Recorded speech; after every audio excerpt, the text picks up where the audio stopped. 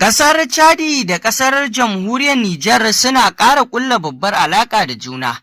domin ƙara kawo abubuwa na fuskantar juna tsakanin ƙasashen guda biyu, kamar yadda ƙasashen Nijar da Chadi ke da kamanceceniya ta fuskoki da dama na tsari,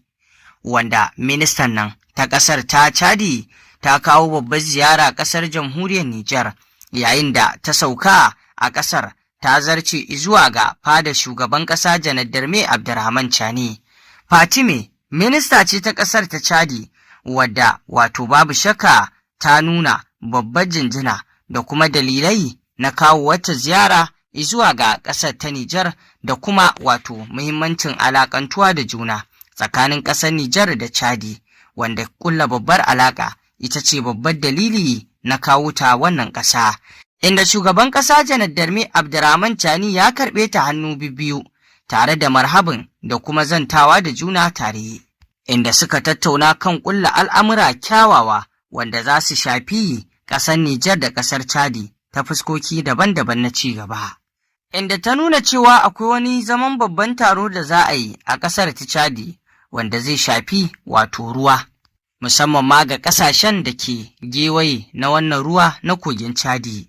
Inda ta ƙara da batun ƙulla babbar yarjejeniya tsakanin wato babban birnin Yamai da kuma babban birnin ƙasar na Chadi wato Injamaina, inda dai ta ƙara jaddada cewa wannan ziyara da ta kawo ziyara ce da za ta ƙara ƙulla babbar kyakkyawar alaƙa tsakanin ƙasar Chadi da kuma ƙasar Jamhuriyar Nijar ta fuskoki da dama.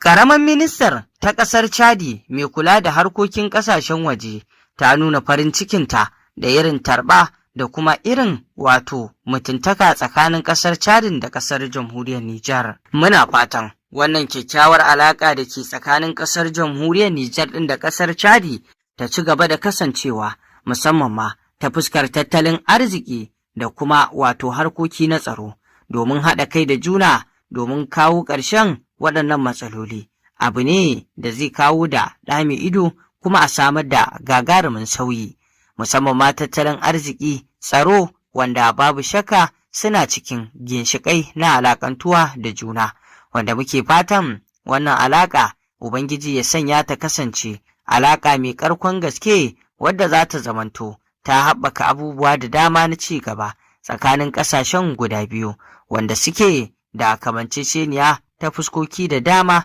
na wato mulki a ƙasar da ma kuma wato al'umma, wanda muke fatan wannan ci gaba ya kasance haɗin kan ƙasashen guda biyu har ma da na 'yan ƙasa baki ɗaya. To masu saurari, ƙarshen rahoton kenan. Me za ku ce kan wannan kyakkyawar alaƙa tsakanin ƙasar Chadi da ƙasar nan ta Jamhuriyar Nijar bayan ziyarar da tawagar ministan nan mai kula da harkokin waje ta ƙasar Chadi ta kawo domin ƙulla babbar alaƙa da alaƙantuwa mai kyau tsakanin ƙasar Chadi da ƙasar Nijar?